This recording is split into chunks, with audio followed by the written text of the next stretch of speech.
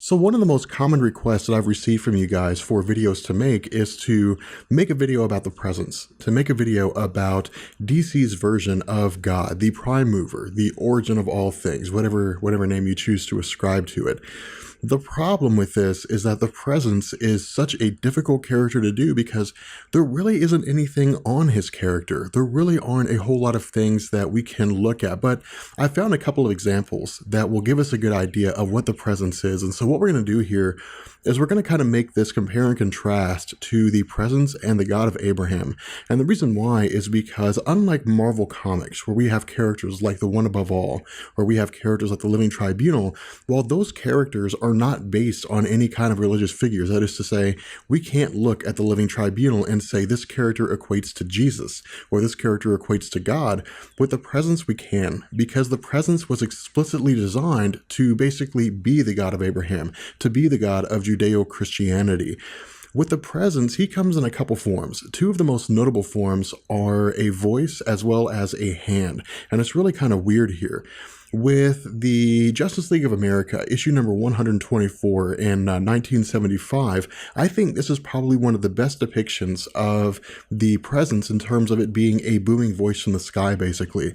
As we know, the Spectre is the result of the presence establishing, or I guess giving a man hitherto almost unrivaled abilities in the realm of DC Comics. But there comes a point whereby the Spectre attempts to speak with the presence, whereby it appeals directly to the presence, asking the presence to resurrect the Justice Society of America. Now, this particular instance, this particular comic book page, basically tells us that the way in which the Spectre tries to relate to the presence is almost indicative of the way that that Moses tried to speak with God by virtue of the burning bush.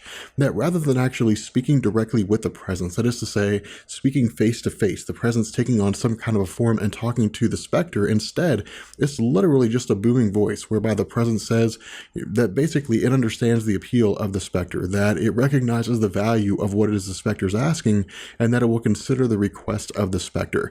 But this again basically gives us the idea that those who communicate with the presence do so in the exact same way that you would see somebody in the real world trying to communicate with God, whereby they're basically praying. That's pretty much what we're getting here, is the Spectre as it's praying to the presence. Now, the next instance comes in the Green Lantern Volume 2, issue number 40. Now, with the Green Lantern Volume 2, issue number 40, again, as we know with the history of the Green Lantern Corps, the Green Lantern Corps came into existence at the hands of the Guardians of the Universe.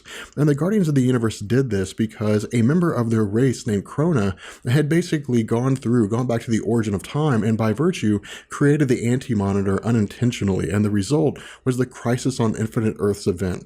And so what happens here is that as Krona is going through and looking at these various points throughout the history of creation in the DC universe, we see an instance whereby it seems that some kind of phantom hand reaches out from a plane of existence that we don't know and seems to basically create everything. And in fact, Krona seems to say this appears to be the origin of creation. This appears to be the point whereby everything was made, but there's still a place, or still I guess further back that he can go, which of course he does. And again, as we know, it results in the formation of the Anti-Monitor. But this again is the idea that the presence as it exists as this kind of disembodied spirit, that no one knows what the presence actually looks like, what the actual form of the presence is. No one knows if the presence really even has a form, or if the presence simply just takes on whatever form any particular race would understand when they view it, and then tries to communicate with them in that fashion. Now, again, there are elements of the presence that spill into Vertigo Comics, but because of the fact that we're focusing mainly on DC, the main DC comics, this seems to be really all the information we have. Again, the presence is a character that was designed to be very enigmatic. It was designed to be a character to basically just step in and to say, this individual or this being is responsible for the creation of everything, and really just kind of leave it at that. It was basically DC's way to answer the question, well, where did everything in the DC universe come from? How did all this get started? And DC could simply just point to the presence and say, the presence did it, and then just leave it there.